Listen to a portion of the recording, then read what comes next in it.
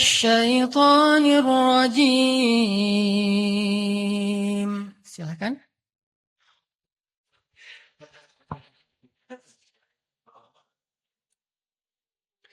بسم الله الرحمن الرحيم.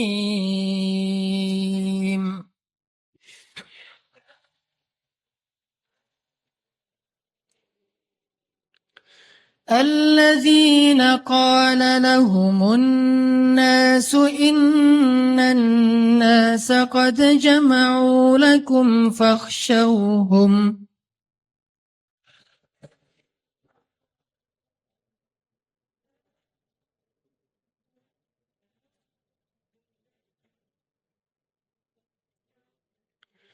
فاخشوهم فزادهم إيمانا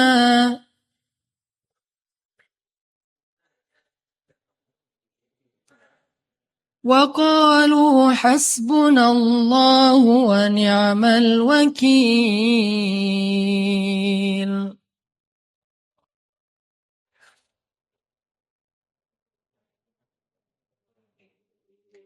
فانقلبوا بنعمة من الله وفضل لم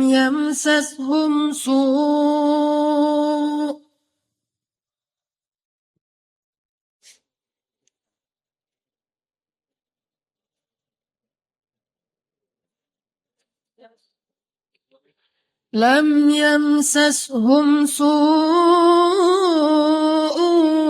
واتبعوا رضوان الله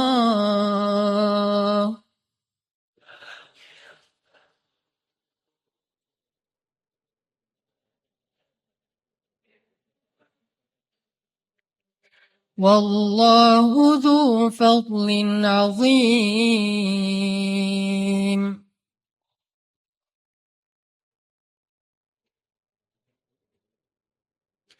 إنما ذلكم الشيطان يخوف أولياءه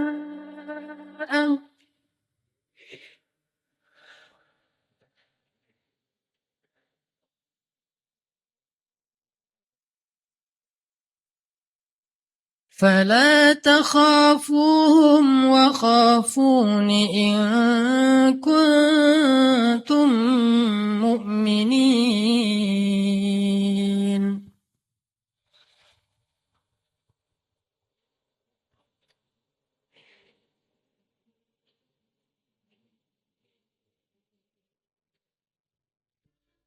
Yaitu orang-orang yang mentaati Allah dan Rasul, yang kepada mereka orang-orang munafik berkata, sesungguhnya kaum kafir itu telah mengumpulkan pasukan yang sangat banyak untuk menyerang kalian, maka takutlah kepada mereka. Maka perkataan itu menambah keimanan orang-orang yang beriman, dan mereka justru menjawab, Hasbunallah wa ni'mal wakil. Cukuplah Allah menjadi penolong kami, dan Allah adalah sebaik-baik pelindung. Karena itu mereka kembali dengan nikmat dan karunia yang besar dari Allah. Mereka tidak mendapat bencana apapun. Mereka mengikuti keridhaan Allah, dan Allah memiliki karunia yang amat besar. Sesungguhnya yang menakut-nakuti itu hanyalah syaitan, ingin menggentarkan kalian dengan kawan-kawannya, yaitu orang musyrik. Karena itu janganlah kalian takut kepada mereka, tetapi takutlah kepadaku jika kalian benar-benar orang yang beriman. Shadaqallahul azim. Teman-teman yang dirahmati Allah Subhanahu wa taala, mudah-mudahan kita semakin hari itu semakin akrab, semakin saling kenal, kalau perlu bisa menghafal nama satu dengan yang lain. Makanya insya Allah nanti juga di akhir acara kita akan terus hidupkan budaya salam-salaman.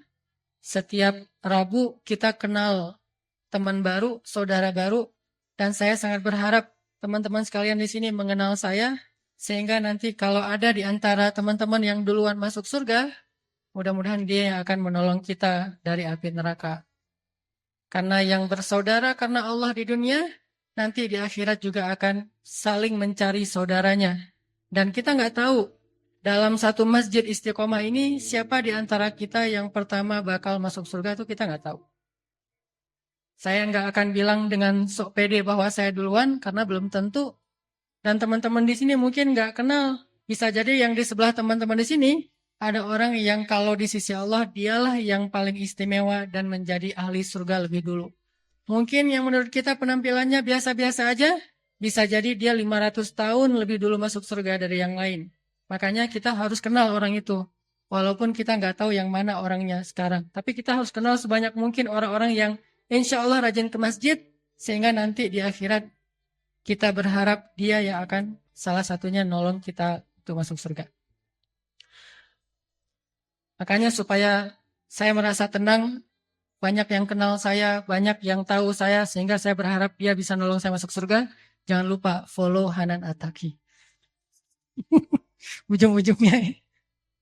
Enggak. Yang penting kenal aja deh. Kalau follow lebih bagus sih. Oke, kita masuk kepada materi ya. Materi kita surat Ali Imran ayat 173. Ayat ini mengisahkan tentang satu peristiwa setelah perang Uhud. Jadi kita tahu bahwa perang Uhud itu kaum muslimin menang apa kalah? Hah?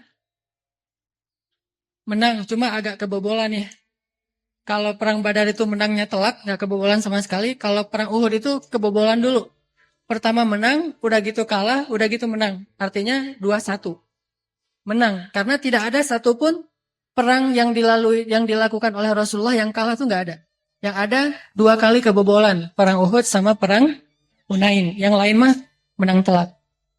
Nah, adegan perang Uhud yang kita tahu bahwa kaum muslimin dipukul mundur oleh orang-orang kafir Quraisy, bahkan beberapa orang sahabat itu sampai meninggal dunia syahid dalam perang Uhud. Salah satu yang paling terkenal siapa? Hamzah sama Mus'ab bin Umair. Nah, ini catat ya. Hamzah sama Mus'ab. Hamzah ini kesayangan Rasulullah SAW. Mus'ab ini kesayangan banyak para sahabat. Hamzah ini adalah seorang petarung, seorang sniper, seorang hunter, dia seorang pemanah ulung, dia seorang pemburu. Sedangkan Mus'ab seorang yang sangat lembut akhlaknya, yang semua orang sayang sama dia. Sehingga ketika kehilangan 2 orang ini kehilangan yang besar bagi kaum muslimin. Dan bukan hanya yang mereka aja yang syahid, tetapi banyak lagi di antara sahabat, ada yang luka parah, ada yang matanya buta sebelah, ada yang bahkan Nabi juga ikut terluka, banyak banget luka Nabi di tubuhnya, termasuk salah satunya di wajah beliau. Artinya habis adegan perang Uhud, kaum muslimin mundur. Mundur ke sebuah daerah namanya Hamra'ul Asad. Sebuah daerah namanya Hamra'ul Asad. Hamra itu artinya red, merah. Asad itu artinya singa. Jadi Hamra'ul Asad sebuah daerah yang dikenal dengan bahasa singa yang berdarah-darah. Sehingga dinamakan dengan nama Hamra'ul Asad. Daerah singa berdarah, singa yang terluka. Kesanalah mereka akhirnya mundur. Dan pas banget Allah mentakdirkan kayak gitu. Mundurnya ke sebuah tempat yang keren gitu. Tempat ketika singa itu terluka. Hamra'ul Asad. Semuanya pada mundur. Di Hamra'ul Asad mereka kemudian membuat camp lagi. Ada yang dirawat, ada yang sakarat, ada yang pokoknya seluruh sahabat itu terluka-luka. Bahkan ada seorang perempuan di antara sahabiat yang di tubuhnya itu ada sekitar 30 luka bacokan. Bayangin, luka bacok. Termasuk luka tombak, luka panah, luka sayatan pedang, segala macam. Semua sahabat, nggak terkecuali termasuk Rasul, semuanya terluka parah. Semuanya pada tiduran di dalam tendanya masing-masing. Dalam keadaan sangat terpukul, sedihnya luar biasa, kehilangan orang-orang tercinta, lukanya luar biasa, hampir nggak sanggup berdiri.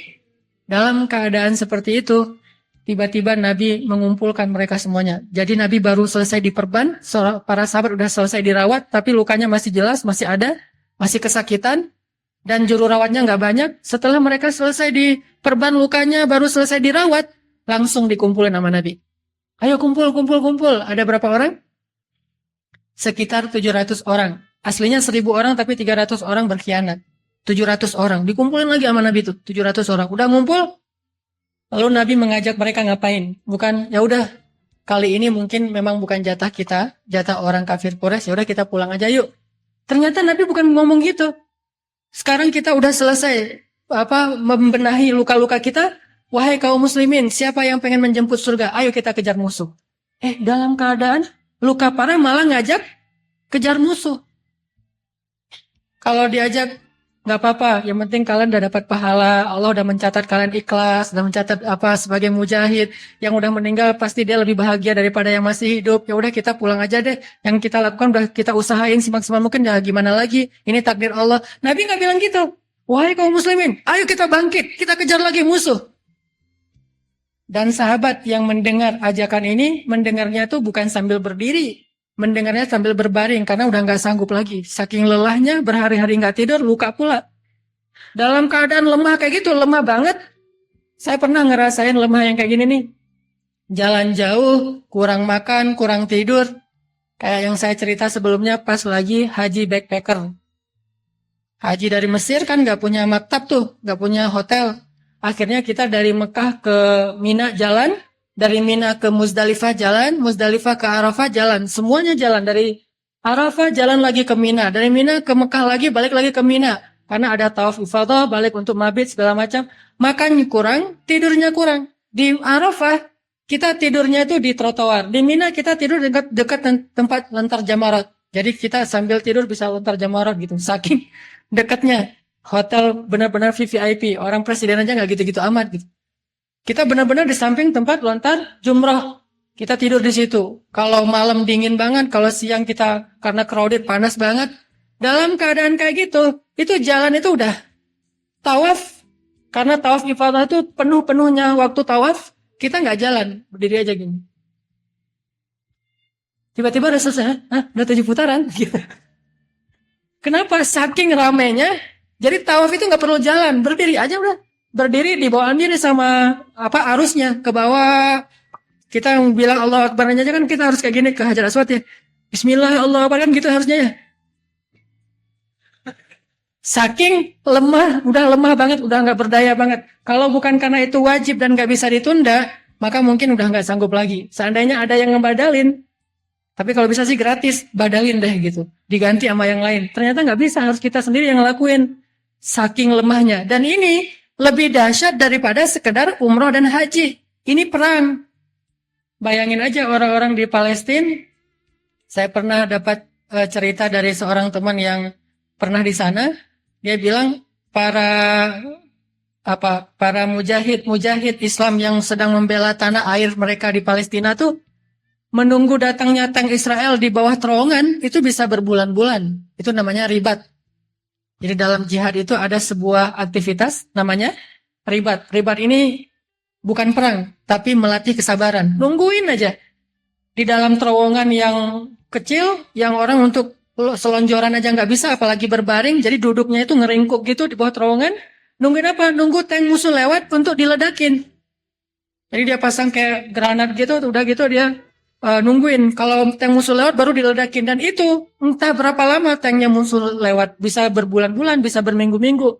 Sedangkan makanannya satu hari cuma 1 butir kurma. Makanannya sehari cuma 1 butir kurma. Minumnya itu pakai kain. Jadi kain itu dicelupin ke dalam air, udah gitu ditetes karena dijatah. Kalau kebanyakan mereka udah nggak dapat jatah air karena luar biasa susahnya. Ini namanya ribat. Para sahabat itu kalau kita mau mengimajinasikan itu lebih sulit dari kondisi yang pernah saya ceritain. Sulitnya luar biasa. Dalam kondisi kayak gitu, saya juga pernah kadang lagi jalan sama teman-teman mau ngelakuin apa gitu, udah jalan, udah berusaha, ternyata ada hambatan, udah gimana nih, pulang nggak? Mulai agak-agak labil gitu ya, pulang aja deh ya.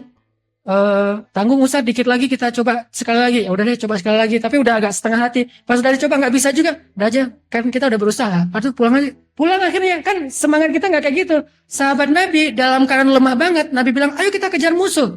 Padahal kondisi mereka lagi dalam keadaan sangat-sangat lemah, sangat-sangat nggak berdaya. Kira-kira apa yang mereka lakuin? Jangan kemana-mana. Ntar kita lanjutin setelah salat Isya insyaallah. Barakallahu li wa lakum. Bismillahirrahmanirrahim. Teman-teman yang disayang oleh Allah Subhanahu wa taala, kita tadi sampai kepada cerita kisah saat Nabi Shallallahu alaihi wasallam mengumpulkan para sahabat di Hamraul Asad. Dikumpulin nih para sahabat yang dalam keadaan luka-luka parah, dalam keadaan lemah, gak berdaya, untuk duduk aja susah, apalagi berdiri, apalagi berperang. Dikumpulin sama Nabi, dan Nabi juga masih dalam keadaan berdarah-darah. Terus Nabi bilang, jangan sampai kita membiarkan musuh pulang dalam keadaan euforia. Pulang dalam keadaan merayakan kemenangan, seolah-olah agama Allah dikalahkan. Maka mari kita hadapi lagi musuh, agar mereka lihat bagaimana kekuatan kaum muslimin. Dalam keadaan berdarah-darah, dalam keadaan lemah kayak gitu. Ketika Nabi sedang menyemangati para sahabat untuk gerak kali yang kedua ini, tiba-tiba di antara orang-orang munafik ada yang tampil. Ini biasa nih, nakut-nakutin. Tampillah beberapa orang munafik yang seolah-olah dia berpikir lebih realistis gitu. Dia tampil bersama beberapa orang temannya, dia bilang, wahai kaum muslimin, udah kalian mah gak usah cari masalah. Tadi aja kalian kalah, padahal kalian dalam keadaan sehat. Apalagi sekarang kalian dalam keadaan terluka-luka kayak gini. Ditambah lagi musuh udah mengumpulkan lebih banyak lagi pasukannya. Jadi pasukan yang tadi nggak ikut perang sekarang bergabung, dikoalisikan dengan beberapa orang-orang Arab yang ada di sekitar Madinah. Jadi kalau kalian datang menghadapi mereka sekarang, itu sama kayak dengan bunuh diri. Jadi kata orang munafik, ini misi bunuh diri. Jadi lebih baik kalian pulang aja daripada kalian cari mati. Dalam keadaan kayak gitu, pertama secara fisik memang realitasnya mereka lemah. Kedua, memang mereka baru aja kalah, secara mental habis terpukul banget. Kemudian yang ketiga, ditambah lagi dengan provokasi, ditakut-takuti oleh orang munafik. Kita nyebutnya orang munafik setelah sejarah itu ditulis. Pada saat itu, mereka tidak disebut munafik. Mereka masih dianggap sebagai jamaah kaum muslimin. Jadi bukan dianggap, dia mah mau orang munafik, gak usah dengar. Enggak. Baru disebut munafik setelah sejarah ini ditulis. Baru kita bilang, oh itu munafik. Sehingga kita ngebayanginnya orang luar, orang yang udah jelas-jelas disebut munafik, ngomporin kaum muslimin atau memprovokasi kaum muslimin untuk berkhianat, untuk tidak mentaati Rasulullah SAW. Kalau itu nyatanya, mungkin para sahabat akan mudah menolak. Tapi masalahnya, mereka belum dikenal sebagai orang munafik. Belakangan baru disebut sebagai munafikun. Sahabat masih menganggap mereka keluarga kita, teman kita, seperjuangan sama kita, bagian dari jamaah kita, prajurit kita juga, bahkan beberapa tokoh-tokoh kita juga. Malah menggembosi semangat para sahabat dengan mengatakan, Innan nasa qad jama'u lakum fakhshawhum. Sesungguhnya orang-orang kafir itu udah berkumpul sekarang. Pasukannya lebih besar dari yang sebelumnya, dan mereka sedang mempersiapkan melawan kalian. Mereka akan mengalahkan kalian 2 kali. Lebih baik kalian takut dan pulang aja. Fakhshawhum. Tadi 3 nih kondisinya. Sakit fisiknya, lagi terpukul mentalnya, ditambah lagi digembosi oleh orang-orang munafik yang tidak jujur imannya. Dalam keadaan kayak gitu, lemah banget. Dan Nabi menyuruh mereka untuk maju. Mereka ternyata Allah ilhamkan untuk mengucapkan satu kalimat. Sebenarnya yang mengatakan kalimat ini Rasulullah. Kemudian diikuti oleh para sahabat. Apa kalimatnya? Waqalu. Mereka bilang. Mereka ini dipimpin oleh Rasul. Baru mereka nurutin. Kata mereka apa? Hasbunallah. Hasbunallahu wa ni'mal wakil. Ketika orang munafik menggembosi semangat kaum muslimin, ketika realitasnya kaum muslimin sedang dalam keadaan lemah dan tidak sanggup untuk duduk apalagi berdiri, lalu dalam keadaan lemah kayak gitu Nabi mengatakan hasbunallah wa ni'mal wakil. Cukup bagi kita Allah. Kalau mereka punya banyak pasukan, kita punya Allah. Kalau mereka kuat, Allah yang menguatkan kita. Kalau mereka tadi bisa memukul mundur kita, maka Allah yang akan memukul mundur mereka. Hasbunallah wa ni'mal wakil. Kalimat inilah yang memotivasi para sahabat untuk bangkit. Nabi tadi ngajak segala macam, belum penuh semangat sahabat, belum utuh, belum belum total gitu ya. Tapi pas Nabi bilang hasbunallah wa ni'mal wakil, Semua sahabat serentak berdiri, hasbunallah wa ni'mal wakil. Kalimat hasbunallah wa ni'mal wakil inilah kemudian meneguhkan hati mereka.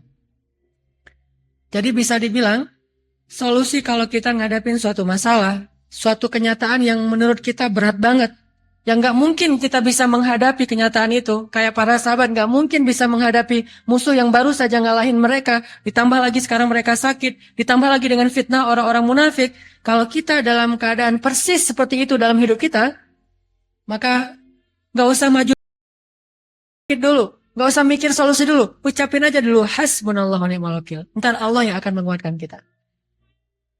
Kalau saya bilang dalam keadaan terpuruk bangkit, itu mungkin agak-agak berat tuh. Saya juga nggak selalu kayak gitu sih.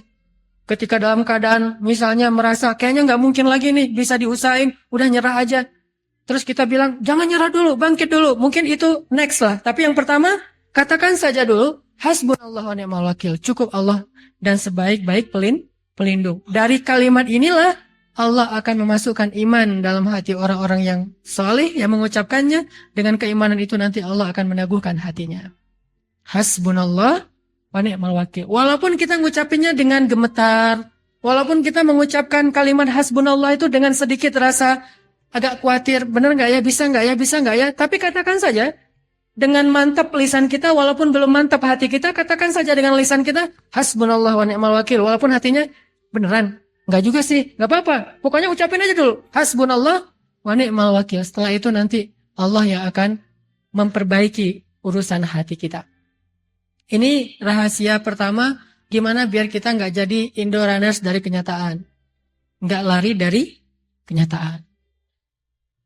Dan Allah menjanjikan di dalam ayat berikutnya, ayat 174, فَانْقَلَبُوا بِنِعْمَةٍ مِّنَ اللَّهِ وَفَضْلٍ. Akhirnya kaum muslimin pulang ke Madinah dengan nikmat Allah dan karunia. Maksudnya apa? Setelah mereka ngucapin hasbunallah wa ni'mal wakil, akhirnya Allah masukkan rasa semangat yang luar biasa dalam diri kaum muslimin, sehingga mereka serentak maju. Dari 700-an orang yang tadi ikut berjihad, yang kemudian kembali ke Hamraul Asad, cuma satu yang gak ikut untuk sesi kedua, untuk episode kedua, untuk ronde kedua. Dan yang satu itu benar-benar udah sakarat. Sehingga ketika Nabi dan para sahabat berangkat, dia meninggal di atas tempat tidurnya. Ini benar-benar udah gak sanggup berdiri. Yang lain, ada yang tangannya cacat, ada yang matanya cacat, ada yang anak panah masih di dalam perutnya, cuma dipatahin doang, belum sempat dicabut. Langsung berangkat. Semangat yang luar biasa, bertakbir Allahu Akbar, Allahu Akbar, Allahu Akbar. Dari mana muncul semangat ini? Dari hasbunallah wa ni'mal wakil. Sehingga Allah kalau dibilang, kalau udah merasa dilibatkan, seperti yang saya pernah posting, libatkan Allah dalam segala urusan kita, itu ngefek banget. Itu benar. Kalau kita udah ngelibatin Allah, maka Allah Subhanahu wa Ta'ala akan bekerja untuk kita.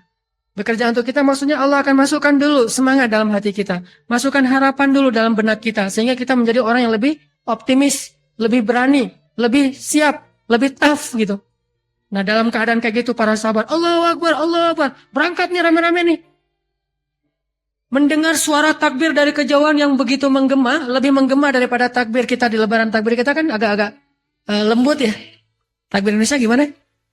Allahu Akbar, Allahu Akbar, Allahu Akbar. Kan gitu ya. Yang saya bayangin tuh makan ketupat, gitu-gitu kan. Karena takbirnya tuh ini banget, keren banget gitu. Mozart banget lah bisa buat kita bisa tidur. Jadi malam lebaran tuh saya dengar takbir sambil tidur, enak banget tuh. Kalau di Arab, kalau di Mesir takbirnya bukan Allahu Akbar, Allah gitu. Kalau irama Mesir, Allahu Akbar, Allahu Akbar, Allahu Akbar. Jadi modalnya tuh militer, takbir militer. Kalau Saudi takbirnya tuh takbir, kalau tanya ke yang ahli makomat, dia iramanya tuh irama ref gitu. Allahu Akbar, Allahu Akbar, Allahu Akbar. Tapi masih mending Indonesia ya. Allahu Akbar, Allah. Padahal kan takbir itu tujuannya biar semangat atuh. Ini malah jadi aduh lembut banget nih takbirnya. Makanya saya kalau Ramadan pas mau lebaran, kalau saya yang megang mic tuh saya ganti tuh iramanya. Udah waktunya untuk tajdid, pembaharuan. Udah berapa puluh tahun sih kita pakai irama itu. Itu cocoknya lagunya tuh ada anak bertanya pada Cocoknya gitu tuh. Kalau sekarang harus diganti. Makanya nih para musisi, ciptain dong lagu yang lebih, yang baru, yang keren juga, yang cocok dengan takbir. Allahu Akbar, Allahu Akbar. Ada pasangannya, nanti lagu lebarannya apa gitu ya. Jadi insya Allah lebih semangat. Nah, ini para sahabat nih, agak kurang fokus sih. Para sahabat bertakbir dalam perjalanan mengejar musuhnya, suara takbirnya tuh menggema sampai terdengar dalam jarak sekian dan sekian. Kemudian derap langkah kuda mereka, kemudian mereka berlari ada yang pakai kuda, ada yang berlari. Itu debunya itu sampai menjadi awan di langit mereka sehingga membuat musuh merasa gentar luar biasa. Siapa yang menggentarkan hati musuh? Allah Subhanahu wa taala. Jadi bagi kita cukup Allah. Kalau Allah udah turun, udah terlibat, itu udah gampang. Musuhnya banyak, tapi kalau hatinya digentarkan, nggak ngaruh banyaknya. Tetap aja mereka takut, walaupun jumlahnya banyak. Dan ini terbukti. Ketika kaum muslimin habis mengucapkan hasbunallah wa ni'mal wakil, langsung Allah semangatin hati mereka, langsung siap berperang lagi, dan rela untuk ngelakuin apapun. Entah dari mana semangat itu datang, dan mungkin mereka sendiri nggak percaya kok saya bisa jadi semangat gini ya. Itu gara-gara zikir hasbunallah wa ni'mal wakil. Mukjizat dari kalimat hasbunallah wa ni'mal wakil. Ditambah lagi yang kedua, musuhnya jadi gentar. Musuhnya pas dengar suara takbir, melihat awan debu yang diterbangkan dari derap langkah mereka itu, akhirnya Abu Sufyan dan orang-orang yang ada bersamanya mengatakan apa? Kalau tadi aja kita hampir kalah, saat semangat mereka biasa-biasa aja, saat mereka kurang fokus, kita tadi hampir kalah loh. Kalau realitasnya, kalau mau jujur nih, walaupun kita bisa pukul mereka mundur, tapi sebenarnya kita hampir kalah, kata Abu Sufyan. Apalagi sekarang ketika mereka udah bersatu, semangatnya udah bulat, mereka udah siap mati. Jangan cari mati deh. Kali ini kita nggak akan mungkin ngalahin mereka. Akhirnya Abu Sufyan memerintahkan pasukannya mundur semuanya. Mundur, lari, dikejar sama kaum muslimin, mereka lari. Itu yang nggak dicatat dalam sejarah jahiliyah. Pulang ke Mekah seolah-olah mereka bersorak gembira, kami menang, padahal nyatanya mereka saling melirik ke sesama mereka, kita mah nggak menang sebetulnya. Tadi dikejar lari, yang ngejar orang cacat, yang ngejar orangnya buta sebelah, yang ngejar orangnya masih ada anak panah, tapi kita lari, benar-benar lari loh. Kaum muslimin ngejar Allah Akbar, kayak ngejar maling gitu, mereka pada lari, takut. Kenapa bisa tiba-tiba jumlah yang lebih banyak, barusan menang, kok malah jadi takut? Allah turun tangan dalam urusan mereka setelah mereka libatkan Allah dengan kalimat hasbunallah wa ni'mal wakil. Gitu juga kita dalam menghadapi hidup. Walaupun yang kita hadapin kadang bukan manusia tapi kenyataan. Yang kita hadapin sebuah kondisi, yang kita hadapin sebuah musibah. Tetapi minimal Allah akan menggentarkan musuh yang selalu nakut-nakutin kita, yang membuat kita nggak berani tampil, yang membuat kita nggak berani melanjutkan hidup kita. Dan musuh itu adalah a'udzu billahi minasyaitonir rajim. Syaitan minal jinnati wan nas. Syaitan dari jin dan dari jenis manusia. Gitu. Jadi Allah minimal akan menghalangi setan untuk nakut-nakutin kita. Sehingga kita jadi semangat lagi menghadapi kenyataan atau ujian yang kita hadapi. Saya yakin semua teman-teman pernah diuji dengan ujian yang kadang sampai membuat kita berpikir kayaknya nggak mungkin saya keluar dari masalah ini. Kadang kita sampai ke kondisi yang kayak gitu.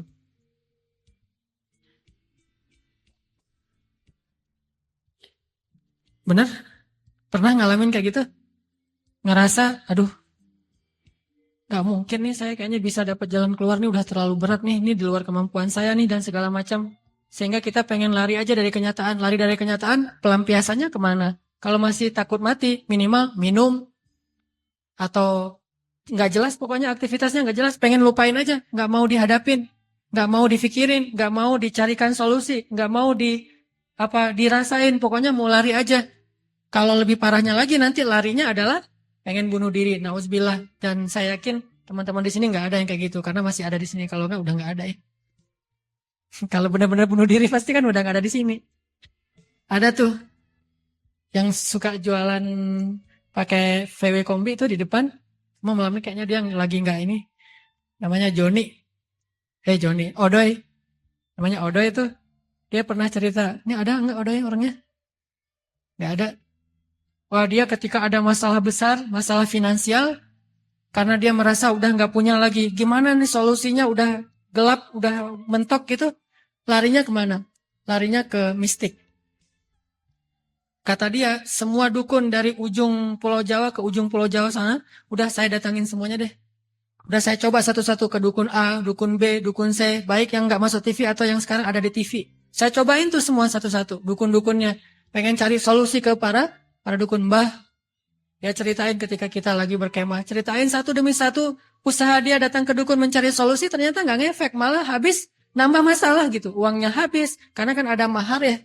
Maharnya itu mahal lah gitu. Udah gitu maharnya ngutang pula, kan nambah hutang berarti kan? Dan terus aja kayak gitu terus. Ini menunjukkan bahwa kita nggak bisa lari dari Allah, karena masalah itu Allah yang ngasih, disebabkan oleh kesalahan kita, dan solusinya juga hanya ada di sisi Allah. Jadi mau lari kemana itu nggak akan nyelesain masalah. Satu-satunya tempat kita berlari dan bisa nyelesain masalah cuma lari ke Allah. Fafirru ilallah. Larilah kalian kepada Allah. Anibu ila rabbikum. Kembalilah kalian kepada Tuhan kalian. Wasari'u ila maghfiratim min rabbikum wa jannah. Bersegeralah kalian kepada Tuhan kalian. Wa'tasimu bihablillah. Berpeganglah kalian kepada tali agama Tuhan kalian. Wasta'inu ya ayyuhalladzina amanu ista'inu bis sabri was salah.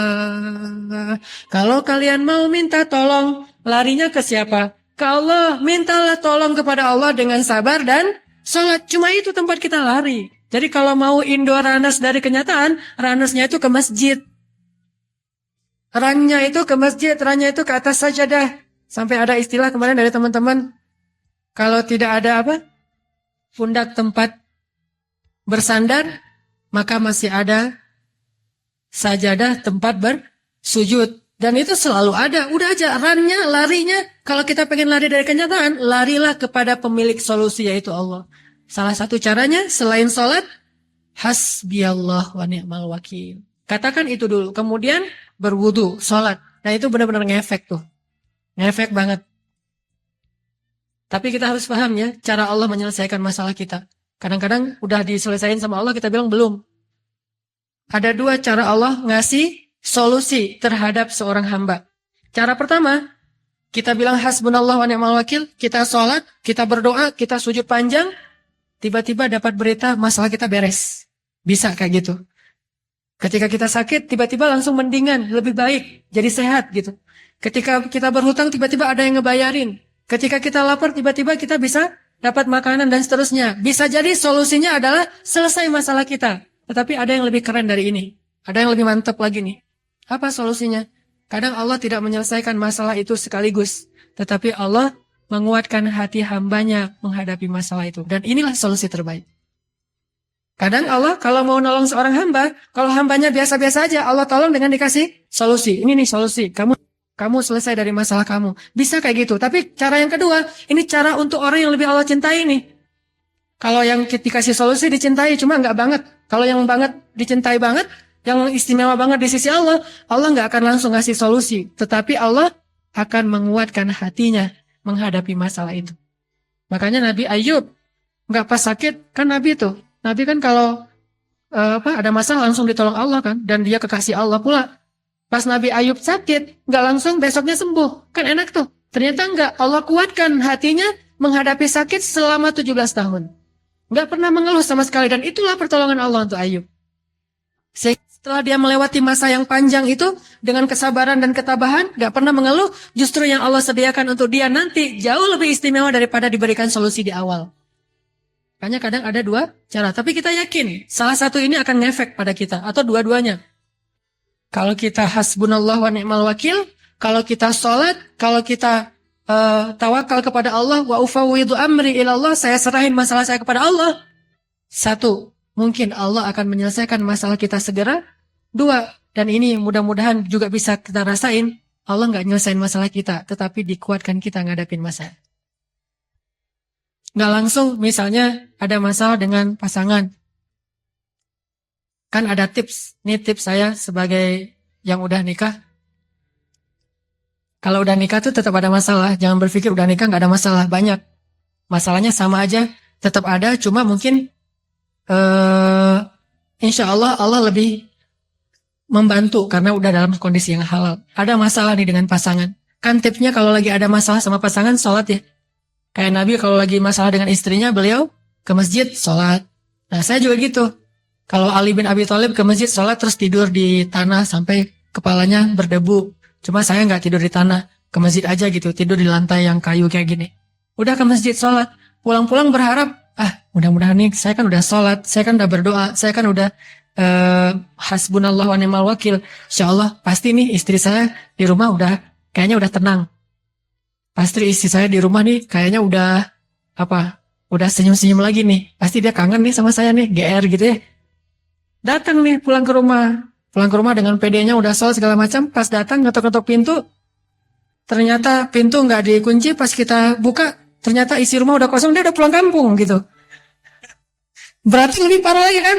Kalau tadi masih mending serumah cuma beda kamar. Kalau sekarang dia diam-diam udah pulang kampung aja, udah dikemasin semua barang-barang udah pergi. Saya ditinggalin, teganya kan gitu. Nah, artinya ini mungkin jadi tambah masalah. Kok saya udah sholat tapi masalah saya nambah? Kayak tadi misalnya ada masalah dengan bisnis, ternyata habis sholat nambah lagi masalah yang lain, nggak berhenti. Mungkin di pekerjaan kita udah bermasalah, pulang ke rumah karena istri kita tahu bahwa kita punya masalah bisnis, akhirnya dia juga ngomel-ngomel, dia ngeluh misalnya, nambah lagi, terus anak-anak kita juga sakit, nambah terus. Mungkin masalah kita nggak langsung selesai. Tapi ada cara lain Allah menolong kita, ditolong hati kita, dikuatkan hati kita. Pas kita lihat kenyataan kayak gitu, kita jadi makin ngulangin la haula wala quwata illa billah, makin dekat sama Allah, makin mudah menangis ketika sholat, makin bisa bangun malam, kan itu pertolongan dari Allah. Kalau Allah nggak nolong kayak gitu, mungkin kita selamanya nggak pernah bangun malam, selamanya nggak pernah sholat ke masjid, selamanya nggak pernah bisa lebih hijrah, lebih baik, lebih soleh, lebih taat. Justru karena Allah pengen kita taat terus, Allah nggak mau menghilangkan masalah kita, dibiarin aja dulu masalahnya. Tapi yang ditolong hatinya, itu berarti Allah lebih sayang kepada kita. Jadi jangan suudzon dulu sama Allah. Berarti Allah lebih sayang sama kita. Nah, akhirnya para sahabat Nabi setelah musuhnya dikejar dan lari, kocar-kacir gitu, maka fangqalabu di ayat 174 mereka kembali. Para sahabat kata Nabi, ya udah kalau gitu kita kembali. Nah, ini kalau mereka kembali kali ini Allah ridho. Kembali dalam keadaan gagah, bukan pengecut, bukan lari, tetapi kembali karena pasukan musuh udah kocar-kacir. Fangqalabu bi ni'matin minallahi wa fadlin. Mereka kembali ke kota Madinah dengan nikmat dari Allah dan karunia. Apa nikmatnya? Nikmatnya adalah mereka mendapatkan kemenangan. Karunianya apa? Karunianya banyak. Di antara karunia yang mereka dapatkan ternyata yang tadi mereka cari di padang Uhud yang membuat mereka kalah yaitu ghanimah, sekarang dapat. Jadi musuh pas tahu kaum muslimin menyerang dan mereka lari, mereka meninggalkan banyak onta, domba, harta mereka di belakang sehingga dikumpulkan oleh kaum muslimin. Jadi tetap dapat harta ghanimah, menang intinya, nggak kalah sebetulnya. Fanqalabu bi ni'matin minallahi wa fadlin lam yamsashum su'. Mereka sama sekali tidak mendapatkan masalah. Gak ada yang terluka, gak ada yang meninggal, gak ada yang kesulitan. Lam yamsashum su'. Jadi kalau kita udah bilang hasbunallah wa ni'mal wakil, Allah berjanji lam yamsashum su'. Gak mungkin kita ditimpa dengan kemalangan setelahnya. Jadi kalimat hasbunallah itu kalimat menolak bala. Mantra untuk menghindari kemalangan. Lam yamsashum su', enggak akan menimpa kemalangan. Wattaba'u ridwanallah.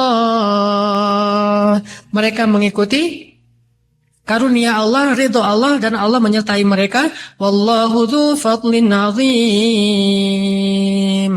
Ini janji Allah kepada orang yang mengucapkan kalimat hasbunallah wa ni'mal wakil, lari dari kenyataan menuju kepada pemilik kenyataan yaitu Allah SWT.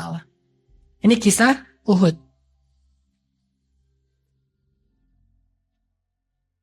Terus ada lagi dalam adegan yang lain, siapa yang pernah mengucapkan kalimat ini selain Rasul dan para sahabat? Kalau kata para ulama, kalimat hasbunallah wa ni'mal wakil itu adalah zikirnya para nabi. Bukan cuma nabi biasa, zikirnya nabi ulul azmi. Ternyata ini ucapan para nabi ulul azmi. Salah satu yang terkenal yang mengucapkan kalimat ini lebih dulu daripada Rasulullah adalah Ibrahim Kalau dalam salah satu qiraat itu bacanya Ibrahim, makanya orang Inggris nyebutnya Abraham. Atau bisa juga dibaca Ibrahim. Nabi Ibrahim lah yang mengucapkan sebelumnya. Ketika Nabi Ibrahim diikat, ketika Nabi Ibrahim ditangkap sama orang-orang Raja Namrud, kemudian ditaruh di sebuah tempat, di sekelilingnya itu udah disiapin kayu bakar. Mungkin kalau kita baca kisah ini agak kurang nyentuh karena kita tahu Nabi Ibrahim gak bakalan kebakar. Udah tahu endingnya, kan gak enak nonton film udah tahu endingnya. Tapi bayangin kalau kita ngalamin itu dan belum tahu endingnya kayak gimana. Sama kayak yang dialamin oleh sahabat-sahabat Nabi. Siapa sahabat Nabi yang pernah mengalami sama seperti Ibrahim dibakar? Sampai jadi nama makanan? Khabab. Jadi nama makanannya kebab ya. Kan dibakar tuh. Nah, ada sahabat Nabi namanya, biar ini saya bilang gini biar gampang ingatnya, Khabbab bin Ars. Khabbab bin Ars ini sahabat Nabi yang sangat-sangat penyabar, sama dengan Bilal, cuma nggak terkenal Bilal, dan dia itu lebih pintar dari Bilal. Dia hafiz Al-Quran, dia penghafal Al-Quran, periwayat Al-Quran, lebih banyak ilmunya daripada Bilal. Cuma Bilal karena muazin, karena dia perform terus, mungkin dia lebih terkenal secara selebritinya, lebih nyeleb gitu. Tapi kalau Khabbab bin Ars ini sebetulnya soleh banget. Dia dibakar hidup-hidup loh. Sampai kayu bakar dan api itu padam dengan lendir dan cairan yang keluar dari kulitnya Khabbab. Kan kalau dibakar itu kan keluar cairan tuh, kayak lemak-lemak gitu. Sampai padam apinya dan kayu bakarnya gara-gara lemak-lemak yang keluar dari kulitnya Khabbab. Dibakar hidup-hidup. Tapi nggak dibiarkan sampai mati. Kalau udah mau mati dikeluarin dulu. Udah agak-agak dingin dipanasin lagi. Terus aja gitu, kayak orang mau ada yang beli dipanasin, ntar dimatiin dulu, panasin. Kayak gitu. Khabbab bin Ars dalam keadaan dibakar kayak gitu hidup-hidup.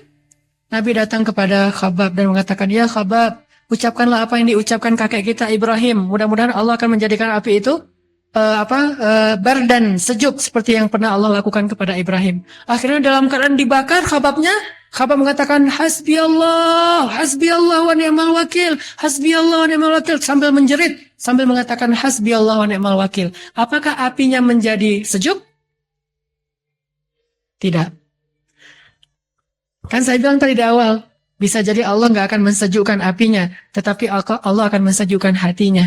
Sehingga walaupun dibakar, yang tadinya dia teriak-teriak, setelah dia bilang hasbi Allah wa ni'mal wakil, dia tidak lagi teriak. Ketika dibakar, dia diam aja sambil berzikir hasbi Allah, hasbi Allah, hasbi Allah. Dikuatkan hatinya oleh Allah. Dan setiap kesulitan yang dia alamin, Allah ilhamkan di dalam benaknya hafalan Al-Quran, hafalan Al-Quran, hafalan Al-Quran. Sehingga setelah selesai dibakar, lama dia tuh dibebaskan juga, sama dibeli, terus dibebasin, dia menjadi seorang hafiz Al-Quran. Itu pertolongan Allah untuk Khabbab. Nggak selalu sama. Jadi jangan bilang kalau kita misalnya ada masalah dikit atau deketin api, hasbiyallah wa ni'mal wakil. Masih panas, ulangi lagi deh. Hasbiyallah wa ni'mal wakil. Masih panas. Bohong mau Ustaz Hanan. Enggak, kita akan dikuatkan hatinya. Jadi tetap panas, cuma hasbiyallah wa ni'mal wakil gitu. Akan dikuatin hatinya biar nggak ngantuk. Intinya, kalau kita ngadapin masalah nggak selalu sama kasusnya. Kadang-kadang seperti Ibrahim, benar-benar apinya didinginkan. Kadang-kadang seperti Khabbab, yang sama-sama ngucapin hasbi Allah, tetapi apinya nggak didinginkan oleh Allah, tetapi hatinya yang didinginkan. Sehingga dia tahan, dia bisa sabar sampai akhir dari masa ta'zib, masa penyiksaan itu. Sehingga akhirnya dia memperoleh kemenangan dengan dibebaskan. Ini pertolongan Allah nih. Ibrahim dimasukkan ke dalam api, disiapkan kayu bakar, dinyalakan api. Bayangin kalau kita ada di saat itu, pasti kita nggak akan tega ngelihat seorang laki-laki yang dibakar hidup seperti yang dibuat sama ISIS misalnya di Irak dan di Suriah. Gimana mereka membakar hidup orang yang dianggap mereka orang yang kafir misalnya, kan mereka gampang mengkafirkan orang ya. Ada orang Indonesia datang ke sana misalnya, orang Italia, Afrika, Eropa datang ke Irak, pengen berjihad, pengen membantu kaum muslimin. Satu-satunya yang dia kenal kelompok jihad cuma ISIS. Apalagi udah ngediriin negara Islam. Datang, pas sampai di sana ngeliat kok ini banyak penyimpangan, aneh, nggak kayak gini yang kita pahami dari Islam. Pengen keluar, pengen lari. Pas lari, pengen kembali ke negaranya, ketangkap, itu udah nggak ada ampun. Pengkhianat bagi mereka siksa kemudian dibakar hidup-hidup di tempat umum supaya yang lain merasa takut dan menjadi pelajaran. Dan ini banyak terjadi. Bayangin kalau dalam kondisi kayak gitu tuh. Dalam kondisi yang benar-benar sangat-sangat udah, kalau saya nggak bisa ngebayangin, pernah ngeliat orang dihukum mati nggak? Di Jeddah itu ada satu masjid namanya tuh Masjid Qisas. Masjid Qisas tuh masjid yang kalau di hari Jumat tertentu ada apa? Bukan acara sih. Apa ada kegiatan kisos gitu. Ada event gitu ya. Eventnya adalah kisos. Biasanya orang setelah disidang segala macam udah diponis, ternyata dia terbukti bersalah membunuh, maka hukumannya dibunuh. Karena itu hukum Islam. Nah, ada satu masjid namanya Masjid Qisas. Cuma di situ ada kisosnya di Jeddah. Kalau kita datang ke masjid itu hari Jumat, habis sholat Jumat jangan pulang dulu. Selesai sholat Jumat, zikir-zikir dulu segala macam. Ntar ada pengumuman. Hari ini akan ada adegan kisos. Bagi kaum muslimin yang mau menyaksikan silakan di depan masjid. Itu luar biasa. Keluar dari masjid semuanya ngerumun. TKI Indonesia tuh banyak tuh yang cerita ke saya, teman-teman Indonesia yang di sana tuh, karena saking banyak yang ngeliat nggak kelihatan belakang. Akhirnya dia naik ke atas pohon, lihatnya dari atas pohon gitu. Orangnya kan dibawa keluar dari ambulan udah siap, terus ada kayak ember gitu, dia dijongkokin gitu, disuruh berlutut, kepalanya menghadap ke arah ember, Gojo udah siap dengan pedangnya. Terus ditanya sekali lagi, apakah keluarga korban memaafkan orang ini? Kalau dimaafkan, nggak jadi dikisos, bayar denda. Kalau nggak dimaafkan, akan dikisos. Tanya sekali lagi, sebelum kan lihat kayak ini, kadang-kadang keluarga korban jadi nggak tega ya. Aduh, kasihan juga, wajahnya udah pucat, udah bentar lagi mau mati. Akhirnya keluarga korban kadang-kadang bilang, enggak, kami udah maafkan. Oke, langsung dia. Itu bisa pingsan tuh orangnya tuh. Hampir mati, nggak jadi mati, jadi pingsan. Kan senang banget kalau dimaafin bisa bebas dari kisos ya. Tapi itulah resiko konsekuensi dari kejahatan. Kalau keluarganya tetap nggak rela, akhirnya sekali langsung jatuh ke dalam ember, badannya terbaring, kemudian langsung dibalut, langsung dibawa masuk ke ambulan. Pernah ada adegan lagi gitu, kepalanya jatuh ke ember, yang di atas pohon juga jatuh, saking nggak kuat. Nah, ada adegan kayak gitu. Ngelihat, gitu. Dia yang jatuh, akhirnya yang bawa ke rumah sakit 2, korbannya sama. Bayangin dalam kondisi kayak gitu. Ini saya buat ilustrasi ya, biar kita punya imajinasi. Dalam kondisi kayak gitu, Nabi Ibrahim mau dihukum mati, dihukum matinya kalau kisah masih mending. Kalau kita lihat kayaknya enak gitu, udah selesai kan. Tapi kalau dibakar, bayangin gimana tuh. Dalam kondisi kayak gitu, itu api nyata-nyatanya sedang dinyalain, dan beliau hanya manusia biasa yang bahkan kena api tuh pasti terbakar. Tiba-tiba datang malaikat Jibril. Malaikat yang datang bukan orang biasa. Malaikat yang bisa nolong dengan seizin Allah. Bilang kepada Ibrahim, ya Ibrahim, alaka hajah? Apakah kamu punya sesuatu yang kamu minta ke saya? Perlu saya tolong, wahai Ibrahim? Kata Ibrahim, amma ilaika fala. Kepada kamu? Enggak. Mau saya tolong ya Ibrahim? Mau saya selamatkan dari sini ya Ibrahim? Kata Ibrahim, kepada kamu ya Jibril? Enggak. Tapi kepada Allah, ya hasbiyallah wa ni'mal wakil. Siapa yang bisa ngatain kalimat ini dalam situasi kayak gitu? Kalau cuma baca sejarah sih gampang, tapi ngerasain banget kayaknya agak-agak susah nih. Begitulah iman As-Siddiq Ibrahim alaihissalam. Nabi yang digelari dengan julukan As-Siddiq, yang sangat kuat imannya.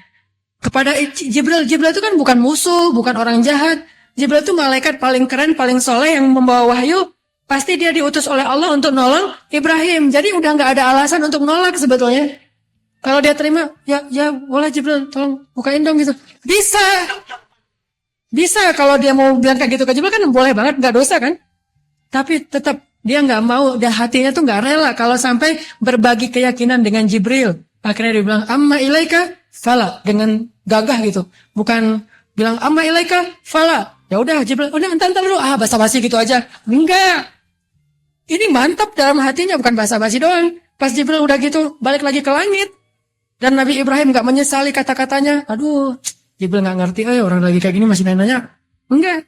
Udah Jibril pergi aja, gak balik lagi. Nabi Ibrahim gak merasa terpengaruh oleh datangnya Jibril, perginya Jibril. Karena dia yakinnya bukan kepada Jibril, tetapi kepada Rabbu Jibril, pemilik Jibril. Hasbiyallah wa ni'mal wakil. Sekuat inilah kalimat itu di hati Ibrahim sehingga bisa membuat api dengan seizin Allah menjadi sejuk. Jadi sekuat apa kalimat itu di hati kita, maka sebesar itu juga efeknya kepada masalah kita. Mungkin saya juga merasa, bukan kita, saya aja lah, kita. Mungkin saya ngerasa kalimat hasbi Allah itu belum sekuat Ibrahim lah. Kalau ada yang nawarin, oh ini pasti utusan Allah nih, gitu ya. Kalau Jibril kan jelas-jelas utusan Allah tuh. Tapi kita kadang-kadang yang belum jelas utusan Allah juga kita husnuzon kan ya. Ah ini pasti utusan Allah kan, tadi saya bilang hasbi Allah wa ni'mal wakil, tiba-tiba datang orang yang mau nolong, ya udah ini aja deh gitu. Enggak apa-apa. Mungkin hati kita belum sekuat Ibrahim, tetapi minimal nih kekuatan yang paling lemah di hati kita itu ketika kita bilang hasbi Allah wa ni'mal wakil, kita mau solusi asalkan itu diridhoi oleh Allah. Gitu. Itu paling minimal. Kalau sampai kita mengambil segala solusi terserah diridhoi enggak diridhoi, berarti kita sebetulnya enggak hasbi Allah wa ni'mal wakil, itu mah cuma basa-basi. Standar minimal yang ukuran orang awam, ketika kita bilang hasbi Allah wa ni'mal wakil, hasbi Allah wa ni'mal wakil. Lalu ada yang nawarin, ini nih ada solusi nih dengan cara yang menurut kita syubhat atau haram. Enggak deh, hasbi Allah wa ni'mal wakil. Itu standar iman kita. Kalau kita bisa kayak gitu, Allah akan datangkan yang cara yang halal, cara yang lebih baik untuk menyelesaikan urusan kita.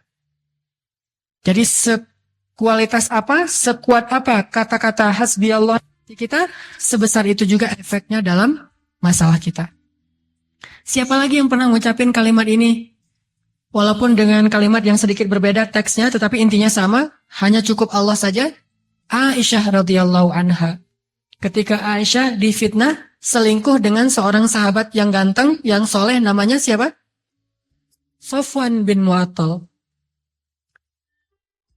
Udah ada yang tahu cerita ini?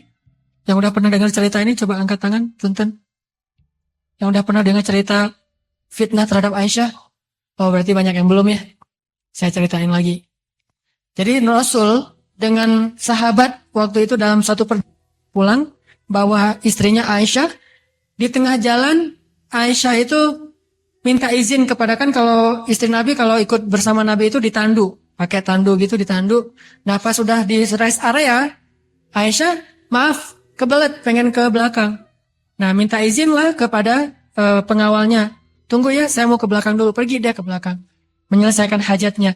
Ternyata pas dia kembali, dia raba-raba dadanya, ternyata kalungnya jatuh. Kalung pemberian ibunya Aisyah di hari pernikahannya dengan Rasulullah. Kenangan, memang gak mahal tapi ada kenangannya, ada cerita. Jatuh. Akhirnya dia bilang ke Rasul, ya Rasulullah, kalung saya jatuh, tapi udah dicari-cari gak nemu. Sementara Rasulullah mau berangkat, akhirnya ditunda, gak jadi berangkat. Udah, kalau gitu kita cari kalung Aisyah dulu. Gak jadi berangkat ya sahabat? Ya Rasul, gak jadi berangkat. Bermalam di situ demi mencari kalung Aisyah. Nyari, nemu. Pas sudah ketemu, udah terlanjur malam, udah bermalam aja. Paginya, karena mereka bermalam di situ dan di situ bukan tempat yang ada sumber air, mereka kehabisan air, tidak dapat air untuk berwudu. Akhirnya mereka mulai mengeluh, nih gimana kita sholat subuh nih nggak ada air nih, pasti gara-gara Aisyah nih, gara-gara kehilangan kalung kita jadi kejebak di sini, mulai nyalahin Aisyah. Ternyata gara-gara mereka nyalahin Aisyah, Allah membela Aisyah karena cintanya Allah kepada Aisyah. Tiba-tiba turun ayat, kalau kalian ingin sholat tetapi tidak punya air, maka bertayamumlah. Itu asal muasal adanya syariat tayamum gara-gara Aisyah. Langsung para sahabat semangat, Allah Akbar, Allah Akbar. Ternyata gara-gara Aisyah kita jadi dapat keringanan dalam wudhu, yaitu dengan cara tayamum. Udah tayamum, sholat subuh, lanjut perjalanan. Udah lama jalan, capek, siangnya, sorenya berhenti lagi. Berhenti. Aisyah, namanya orang udah di rest area kan biasanya suka ke toilet gitu. Sama ke toilet lagi. Ke toilet balik, jatuh lagi tuh kalau mungkin centelannya tuh emang udah longgar, jatuh. Lapor lagi ke Rasul. Akhirnya Rasulullah nyuruh lagi para sahabat nyari. Mulai lagi kehambat gara-gara itu. Berangkat lagi. Di kali yang ketiga, rest area lagi. Aisyah ke toilet lagi. Jatuh lagi. Kali ini Aisyah udah gak enak hati mau ngasih tahu ke Rasul. Masa 3 kali ngasih tahu terus 3 kali berhenti gara-gara Aisyah. Akhirnya diam-diam Aisyah nyari sendiri. Gak ngasih tahu ke Rasul, gak lapor, nyari sendiri. Lama lagi nyari-nyari kalung. Rasul nganggap Aisyah gak ada masalah. Akhirnya berangkatlah kafilah jihadnya, dan Aisyah tertinggal. Kok pengawalnya nggak tahu? Soalnya Aisyah itu orangnya langsing, kurus, keren. Ini hadis lainnya, pelajaran lainnya tuh cewek yang mau ngikuti harus jaga badan. Aisyah itu kurus, keren, energik. Dari mana saya tahu Aisyah energik? Dia lomba lari sama Rasul, Rasul kalah. Berarti kan energik. Dulu mungkin lomba lari, kalau sekarang mungkin main skate atau sepedaan, gitu-gitu. Jadi energik gitu, orangnya badannya pas, nggak terlalu gemuk, nggak terlalu kurus juga, pas banget. Nah Aisyah itu kurus, saking kurusnya para pengawal yang mengangkat tandu itu nggak bisa ngebedain ada orang di dalam tandu apa nggak ada, sama aja lebih berat tandunya daripada orangnya. Jadi pas ngangkat tandu nggak mikir kalau Aisyah nggak ada karena sama aja beratnya. Ternyata Aisyah ketinggalan.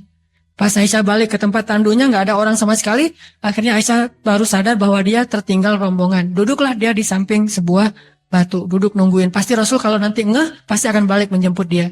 Nah Rasul setiap perjalanan pasti mengutus seorang sahabat jadi juru nyisir gitu, yang menyisir di belakang. Takut ada barang ketinggalan orang yang tersesat. Namanya Sofwan, cowok ganteng di antara sahabat Nabi. Masih jomblo juga Sofwan ini. Nah, dia di belakang.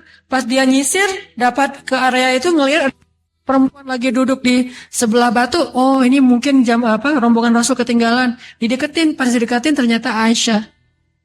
Nah, pas dari dekat ngelihat itu Aisyah, Sofwan langsung tarajuk. Tarajuk itu ngucapin innalillahi wa inna ilaihi raji'un. Salah ya? Lihat cewek cantik, innalillahi wa inna ilaihi raji'un. Ini teladannya ya. Jadi kalau ngelihat cewek cantik, innalillahi wa inna ilaihi raji'un. Ada yang like kita gitu. Pas kita lihat yang like siapa? Oh, cewek ini di PP-nya tuh bagus. Jadi kepo ngelihat, Jadi seorang muslim yang ideal tuh ngelihat cewek itu innalillah, dan gak sengaja ngelihat, oh ternyata Aisyah, innalillah wa inna. Kalimat innalillah ini terdengar oleh Aisyah sehingga Aisyah terbangun. Langsung Aisyah menutup wajahnya. Kemudian Sofwan mengambil onta dan menaruh di sebelah Aisyah, didudukin ontanya, gak ngomong apa-apa, dan Aisyah tahu itu kode bahwa Aisyah disuruh naik ke atas onta. Naiklah Aisyah ke atas onta. Apaan? Lebih dekat. Sini aja ngomong. Apaan? Oh, mic-nya ganti. Cek. Cek. Sampai di mana? Oh, naik onta. Nah, ditaruh tuh motornya di sebelah Aisyah, biar Aisyah naik di atas motor. Nah, pas Aisyah mau naik di atas motor yang bernama onta, mereknya onta, Sofwan memalingkan badannya supaya nggak ngelihat cara Aisyah naik di atas motor. Tuh, bukan salah fokus ya kemarin, ada cewek di atas motor diliatin. Kalau ini malah nggak mau ngelihat karena aurat. Akhirnya Aisyah naik, kira-kira waktu 1 menit 2 menit udah naik di atas motor, di atas onta, diambil onta tali kekangnya onta dibawa sama Sofwan. Sofwan jalan, Aisyah di atas onta, jalan aja. Nah, ternyata Rasulullah nggak realize kalau Aisyah ketinggalan. Sampai di Madinah, Rasulullah langsung masuk ke masjid, sibuk dengan tamu-tamu kenegaraannya, belum pulang ke rumah Aisyah, jadi nggak tahu kalau Aisyah ketinggalan. Tiba-tiba dari kejauhan Sofwan dan Aisyah ini tiba-tiba datang mendekat kota Madinah. Di gerbang kota Madinah orang munafik lagi ngumpul. Nih kebiasaan orang munafik itu nongkrong di jalan. Itu salah satu kebiasaan orang munafik, nongkrong aja di jalan.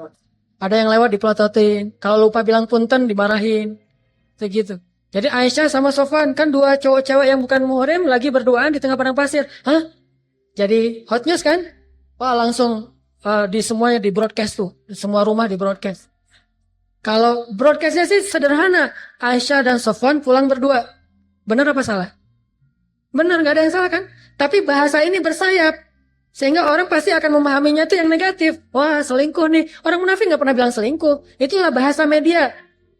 Kadang-kadang ujungnya pertanyaan, Aisyah dan Sofwan selingkuh? Tanda tanya gitu kan ya?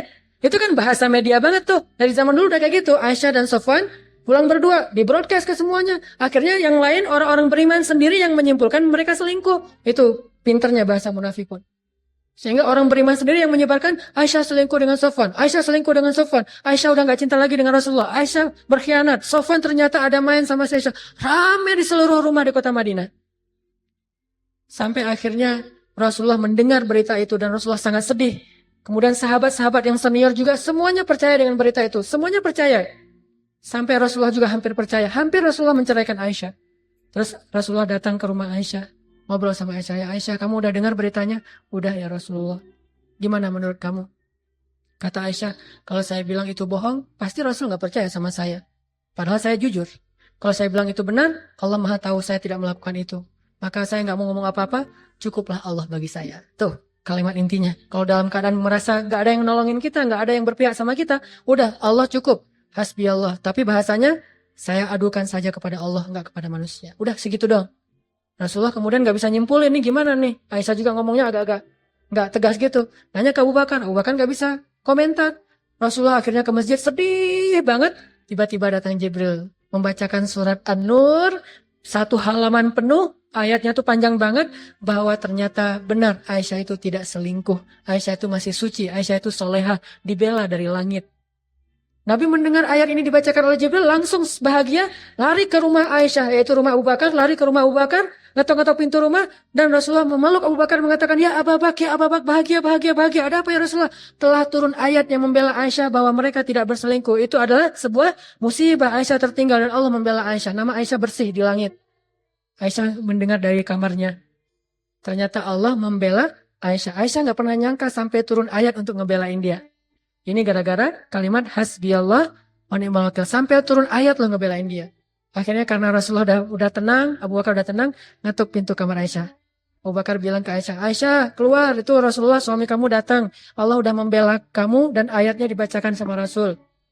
Udah keluar kamu ketemuin sama Rasul, kata Abu Bakar. Apa kata Aisyah? Enggak. Emangnya dia belain saya? Yang belain saya kan Allah. Jadi saya akan menghadap Allah aja, nggak mau menghadap dia. Akhirnya Aisyah nggak mau keluar dari kamar, salat syukur, sujud syukur kepada Allah, dan Rasulullah paham. Oh ya udah, emang saya pantas sih digituin kan? Soalnya kan kemarin maksud pantasnya wajarlah seorang perempuan, seorang istri ngambek kepada suami yang kemarin juga hampir percaya kepada isu kan ya. Dan itu Rasulullah sadar banget. Udah Rasulullah pulang, besoknya balik lagi Aisyah udah normal lagi. Intinya kalimat ini luar biasa sampai langit menurunkan ayat demi seorang perempuan yang menyerahkan urusannya kepada Allah. Wa ufawwidu amri ilallah hasbiyallahu wa ni'mal wakil la haula wala quwata illa billah. Makanya kita boleh jadi Indoranas dari kenyataan, tapi larinya kemana dulu? Larinya kepada Allah SWT. Insya Allah Allah yang akan menyelesaikan urusan kita jika kita ngerasa memang gak bisa menyelesaikannya sendiri. Itu aja teman-teman yang dirahmati Allah. Mudah-mudahan jadi penyemangat buat kita ngadapin masalah kita. Jangan kemana-mana, tetaplah di jalurnya, tetaplah menghadap Allah dalam keadaan susah dan senang. Dan marilah kita tutup dengan sama-sama berdoa kepada Allah. A'udzubillahi minasyaitonirrajim. Bismillahirrahmanirrahim. Ya Allah ya Arhamar Rahimin.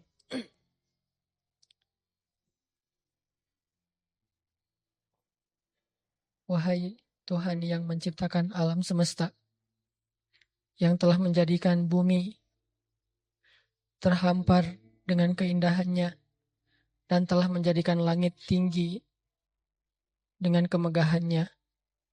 Ya Allah yang maha besar, ya Allah yang maha agung, ya Allah yang maha kuasa atas segala sesuatu. Tidak ada yang tidak mungkin bagimu ya Allah. Tidak ada yang mustahil bagimu ya Allah. Tidak ada yang sulit bagimu ya Allah. Tidak ada yang berat bagimu ya Allah. Jika Engkau telah berkehendak, maka segalanya bisa terjadi. Hanya dengan kata-kata kun, maka Engkau mengubah segalanya semaumu ya Allah. Engkau yang pernah menciptakan alam semesta dari tiada menjadi ada. Engkau juga yang nanti akan meniadakan kembali segala sesuatu yang saat ini ada. Engkau yang telah menjadikan bintang-bintang, planet, dan segala sesuatu yang ada di alam semesta ini begitu luar biasanya. Dan semua itu Engkau jadikan dengan mudah bagimu tanpa ada sedikit pun kesusahan. Engkau juga menciptakan kami satu generasi ke generasi yang lain. Engkau munculkan satu generasi di bumi lalu Engkau binasakan. Engkau munculkan lagi generasi berikutnya, Engkau binasakan. Engkau munculkan lagi generasi berikutnya dan Engkau hilangkan. Engkau maha kuasa atas segala sesuatu. Engkau yang menghidupkan, Engkau juga yang mematikan. Engkau yang memelihara alam semesta. Engkau yang maha hidup dan tidak pernah lelah, tidak pernah mengantuk dan tidak pernah tidur. La ta'khudhuhu sinatu wa la naum. Engkau yang maha kuasa atas segala sesuatu. Wa huwa ala kulli syai'in qadir. Engkaulah yang menjaga bumi dan langit ini. Wa la ya'uduhu hifdhuhuma. Tidak pernah lelah menjaganya. Ya Allah, Engkau yang maha sibuk mengurus hambamu. Kulla yaumin huwa fi sya'n. Yang semua hamba-hambamu membutuhkanmu dan meminta segala hajat mereka kepadamu, tetapi sedikit pun tidak menyulitkanmu ya Allah. Ya Arhamar Rahimin, kami sadar betul dan kami yakin betul tentang kebesaran dan keagungan-Mu ya Allah. Tidak ada yang menandingi kebesaran dan keagungan-Mu itu ya Allah. Tidak ada yang sama dengan kekuasaan-Mu ya Allah. Tidak ada yang sama tinggi dan apalagi lebih tinggi dari-Mu ya Allah. Tidak ada yang lebih luas rahmatnya daripada rahmat-Mu ya Allah. Tidak ada yang lebih besar kasih sayangnya daripada kasih sayang-Mu ya Allah. Bahkan seorang ibu pun tidak bisa mengalahkan kasih sayang-Mu terhadap anaknya ya Allah. Ya Arhamar Rahimin, wahai yang maha penyayang, wahai yang maha pengasih, wahai yang maha luas rahmatnya, wahai yang tidak punya batas kekuasaannya, wahai yang tidak ada penghalang untuk melakukan segala sesuatu yang Dia inginkan. Wahai Rabbana, ampunkanlah dosa kami ya Allah. Wahai Allah, mudahkanlah segala urusan kami ya Allah. Sungguh, jika Engkau tidak terlibat dalam menyelesaikan urusan kami, tidak ada satupun yang bisa menyelesaikan urusan itu. Jika Engkau memberi kami kesulitan, tidak ada yang bisa memberi kami kemudahan dan jalan keluar kecuali Engkau ya Allah. Jika Engkau memberikan kami beban, tidak ada yang bisa menurunkannya menjadi ringan dari pundak kami kecuali Engkau ya Allah. Jika Engkau telah memberi penyakit, tidak ada yang bisa menyembuhkan penyakit itu kecuali Engkau ya Allah. Jika Engkau membiarkan seseorang lapar, tidak ada yang bisa memberinya makan dan menjadi kenyang kecuali Engkau ya Allah. Jika Engkau melihat sebuah negeri kering kerontang, tidak ada yang bisa memberi air kepada negeri itu kecuali Engkau ya Allah. Engkau menurunkan air dari langit dan mengeluarkan air dari bumi. Ya Arhamar Rahimin, yang maha kuasa atas segala sesuatu. Apa sulitnya bagimu menyelesaikan hajat dan urusan kami ya Allah? Tidak ada yang sulit bagimu sama sekali ya Allah. Tidak ada yang sulit bagimu untuk mencari jalan keluar bagi masalah-masalah yang kami hadapi ya Allah. Engkau mempertemukan timur dan barat. Engkau membenamkan matahari dan menerbitkannya. Engkau maha kuasa atas segala sesuatu ya Allah. Tidak ada yang sulit bagimu ya Allah. Jika Engkau berkenan, maka Engkau akan mempertemukan seorang laki-laki dengan perempuan yang menjadi istri suaminya, yang menjadi pasangannya, walaupun tidak ada satupun yang pernah mengira bahwa mereka akan berjodoh. Engkau maha kuasa atas segala sesuatu ya Allah. Semua kami punya hajat, dan kami di sini datang karena kami tahu dan kami yakin tidak akan bisa kami mendapatkan hajat-hajat itu kecuali jika kami meminta kepadamu. Kepada siapa kami memohon perlindungan dan pertolongan kecuali kepada Engkau ya Allah. Kepada siapa kami kembali kecuali hanya kepadamu ya Allah. Pintu rahmat siapa yang bisa kami ketuk berkali-kali dan tidak akan marah kecuali pintu rahmat-Mu, yang makin sering kami mengetuknya makin Engkau sayang kepada kami ya Allah. Jika kami mengetuk pintu rumah-rumah makhluk-Mu, makin sering kami mengetuknya, makin mereka merasa ingin menjauh dari kami. Makin mereka merasa terganggu. Tapi pintu rahmat-Mu, semakin kami mengetuknya, semakin Engkau sayang kepada kami, ya Allah. Maka kami akan terus mengetuk pintu rahmat-Mu, ya Allah. Mengetuk pintu rahmat-Mu dengan salat, dengan hasbunallah wa ni'mal wakil, dengan la haula wa la quwata illa billah, dengan wa ufawwidu amri ilallah, dengan doa dan munajat kepadamu ya Allah. Bukakanlah pintu-Mu ya Allah. Bukalah pintu rahmat-Mu kepada kami ya Allah. Berikan jalan keluar dari kesulitan kami ya Allah. Berikan kemudahan dari kepayahan kami ya Allah. Berikan kelapangan dari kesempitan kami ya Allah. Berikan ya Allah kebaikan-kebaikan dari segala keburukan yang kami alami ya Allah. Ya Arhamar Rahimin. Jika kami mengandalkan amal soleh kami, sungguh untuk membayar nikmat-Mu juga tidak cukup ya Allah. Dan jika kami masih membawa dosa-dosa kami, pasti itu akan menjauhkan kami dari rahmat-Mu ya Allah. Maka yang bisa kami lakukan hanyalah beristighfar, memohon ampun atas dosa-dosa yang pernah kami lakukan, dan setelahnya kami memohon rahmat dan kasihan dari-Mu ya Allah. Meskipun kami merasa tidak pantas untuk meminta banyak dari-Mu karena sedikitnya amal-amal kami, tetapi kami juga sadar bahwa tidak ada tempat lain bagi kami untuk meminta selain Engkau ya Allah. Kami memohon, please ya Allah, kami sangat memohon kepadamu ya Allah. Kami sangat memohon kepadamu, berikanlah jalan keluar dari setiap masalah kami ya Allah. Berikanlah jalan keluar dari masalah keluarga kami ya Allah. Berikanlah jalan keluar dari masalah pekerjaan kami ya Allah. Berikanlah jalan keluar dari masalah pribadi kami ya Allah. Berikanlah jalan keluar dari masalah pendidikan kami ya Allah. Berikanlah jalan keluar dari masalah jodoh kami, ya Allah. Berikanlah jalan keluar, ya Allah. Pertemukanlah kami dengan kekasih kami di dunia dan di akhirat, ya Allah. Jika kami ingin bertemu dengan pasangan kami, itu karena kami ingin belajar taat kepadamu bersama-sama, ya Allah. Kami ingin merasakan sholat tahajud bersama. Kami ingin merasakan saling menasihati dalam kebaikan. Kami ingin berpegangan tangan, bergandengan tangan menuju ridhamu, ya Allah. Kami ingin kembali kepadamu sambil membawa orang yang kau ridhoi. Dan kami ingin masuk surga bersamamu berpasang-pasangan, ya Allah.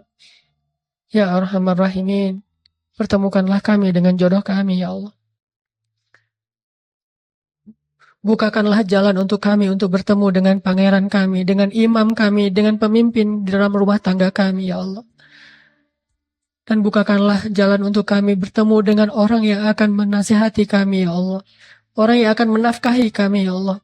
Orang yang akan mengimami sholat kami, ya Allah. Ya Allah, pertemukanlah kami dengan seorang perempuan yang akan mengajarkan kepada kami kasih sayang dan kelembutan. Perempuan yang bisa mengganti ibu kami dalam kasih sayangnya kepada kami, ya Allah. Ya Arhamar Rahimin. Semua kami punya hajat dan kesulitan.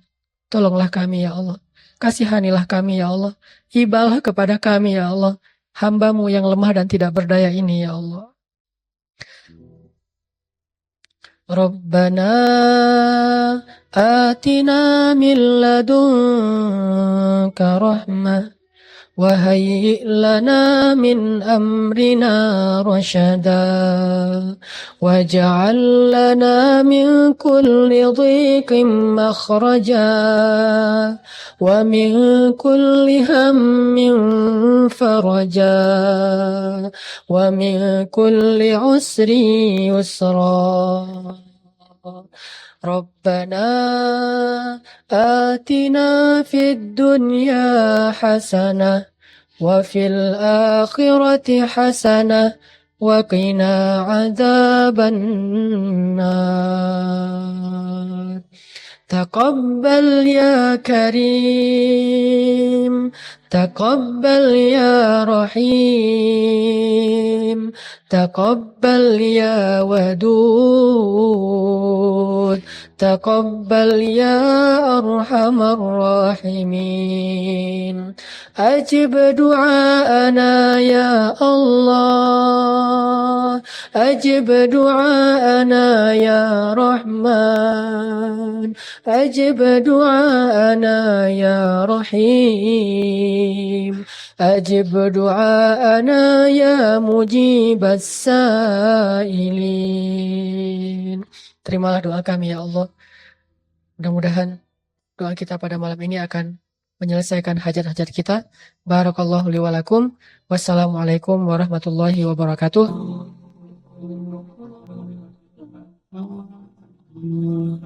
Benar kan kata Allah, kalau mereka fuqara yughnihimullah, maka Allah akan memberikan kekayaan untuk mereka atau kecukupan. Jadi obat hati itu adalah yakin kepada Allah. Dan cara yakin kepada Allah, baca firman-firman Allah Subhanahu wa taala. Allah berjanji di dalam banyak ayat untuk bisa menjadi iman, menambah faith, menambah keyakinan di dalam hati kita. Tinggal kita baca aja. Banyak banget ayat-ayat kayak gitu. Jadi begitu kita galau tentang gimana nanti nih, apa yang harus saya kasih, gimana menafkahi, baca nih ayat. Gitu juga kalau misalnya kita cari kerjaan atau cari nafkah.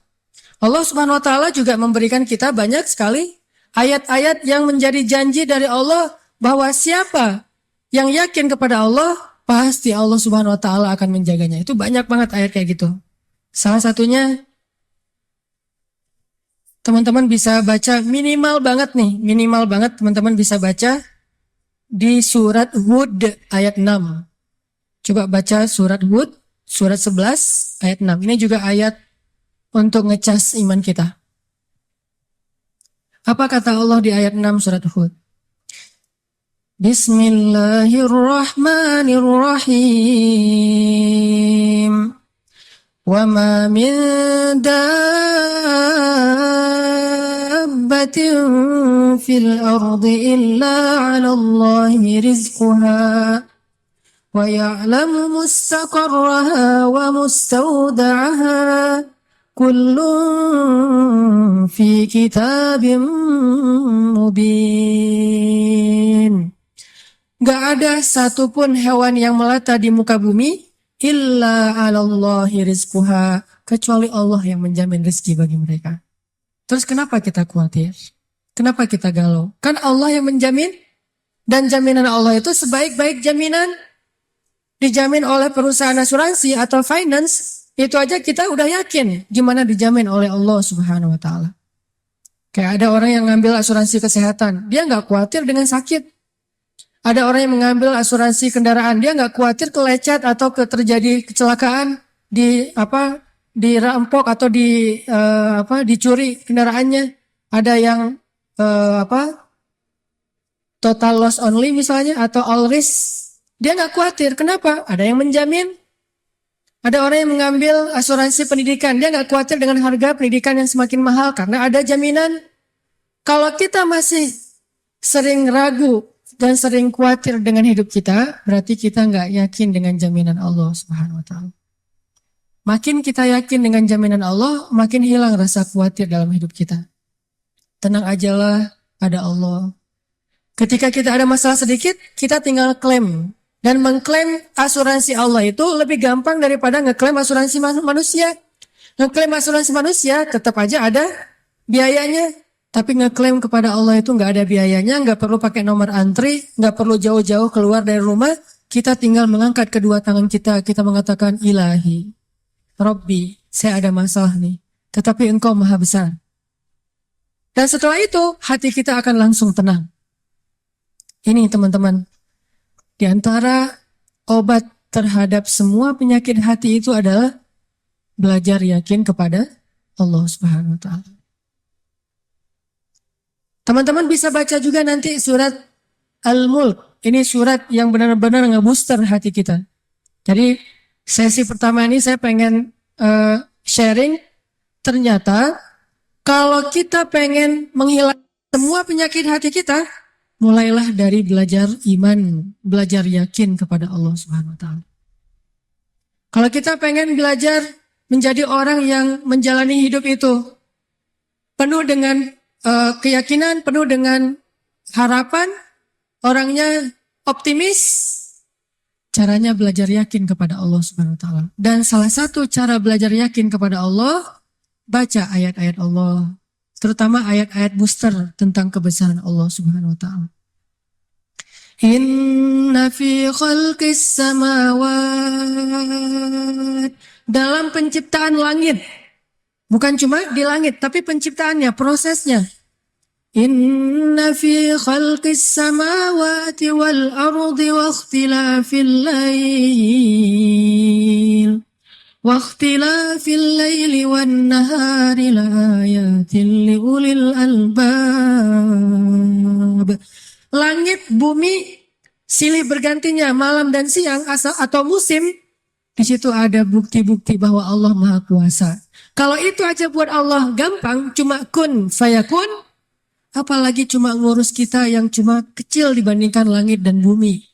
Kita itu dibandingkan langit dan bumi, gak ada apa-apanya. Kalau langit dan bumi aja buat Allah gak ada apa-apanya lagi, apalagi kita. Jadi intinya teman-teman, kenapa kita khawatir kalau Allah menjamin kehidupan kita?